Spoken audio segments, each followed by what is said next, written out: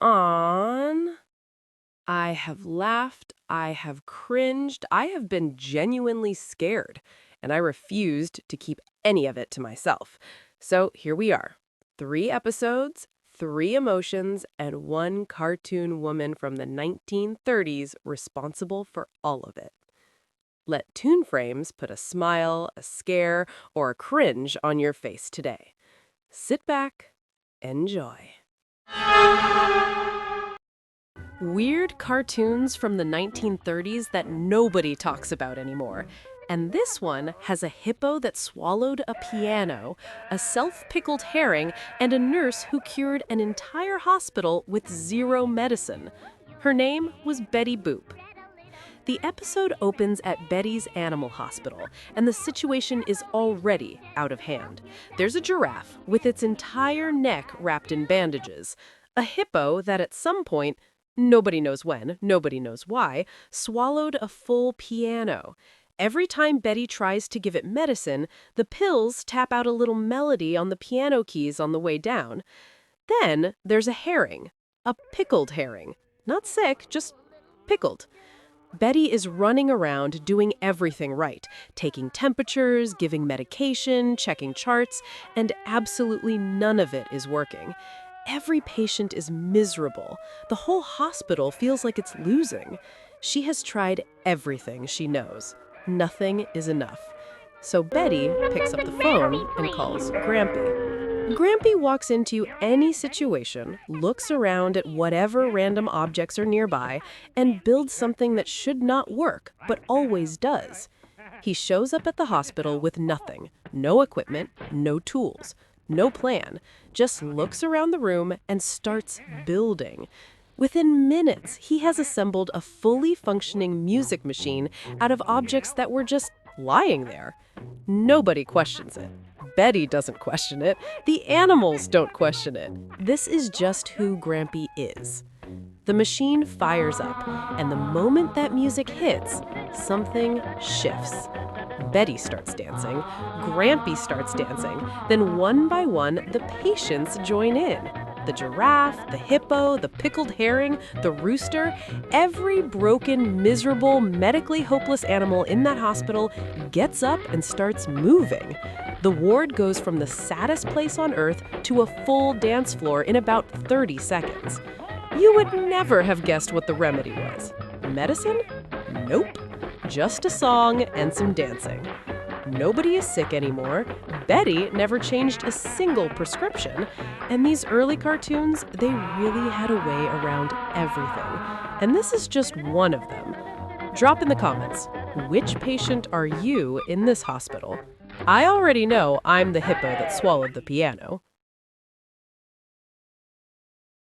A fortune teller, a crystal ball, and somehow Betty Boop ended up shipwrecked on a haunted island. I wonder how she got there now. Well, the scene opens at a very weird-looking shop.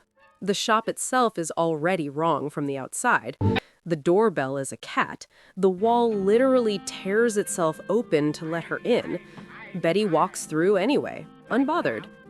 Inside sits a fortune teller. Hood, mystery, the whole setup.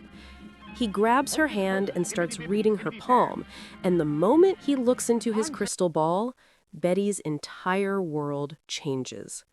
She is suddenly on a ship in the middle of the ocean.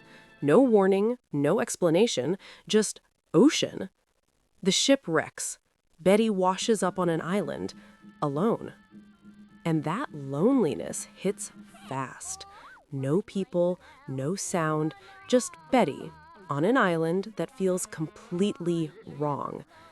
Then the ghosts find her. They don't just haunt her, they trap her, lock her inside a house with nowhere to go. Betty is stuck, surrounded, and scared. So she does the only thing she can. She sends a help signal. Bimbo sees it. He comes, and what follows is not a clean rescue. It is a full fight. Bimbo versus the ghosts, inside that house, going back and forth until they finally break out together. Bimbo grabs Betty, and they escape on a boat. They make it back to the shop. The hood comes off, It was Bimbo the whole time. Betty looks at him and says, "My hero." And then the ghosts burst straight out of the crystal ball into the real world.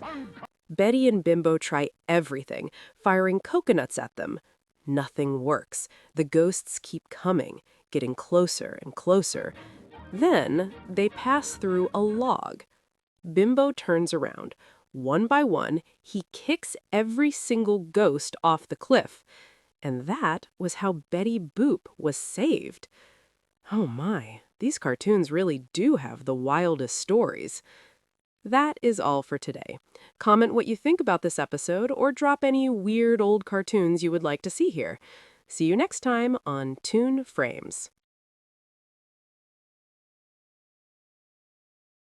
I came to watch a race and not some woman explaining her sneeze through a song. Let me calm down. It is just a cartoon. Just a cartoon. Anyways, the episode opens at a packed stadium. Everyone is moving and gyrating, all for one thing, a race. The cars line up, engines ready, crowd anxious. But one car is just sitting there, empty, no driver. The announcer calls out, silence. He calls again, nothing. Even the car itself has no answer. Then Betty Boop walks in, late. And instead of just getting in the car and racing, she stops everything to explain herself through a song, a full song about a sneeze while everyone is waiting. The whole stadium waiting for a song about a sneeze. I think I'm going to skip this part.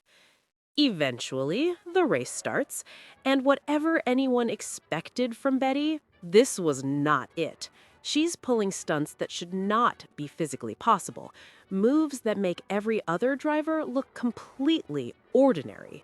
She weaves, she dodges, she takes the lead, and holds it. Cars are crashing around her. The track is pure chaos. Betty Boop? Unbothered. She crosses the finish line first. The crowd goes absolutely wild. The cheering builds. And then one by one, the entire stadium catches the sneeze, a wave of it sweeping through everyone at once.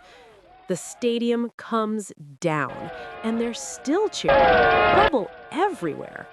Betty Boop, winner. Well, I'm happy for her. I really am. But if she did not win after all that singing, I would have been pissed off. That's all for today.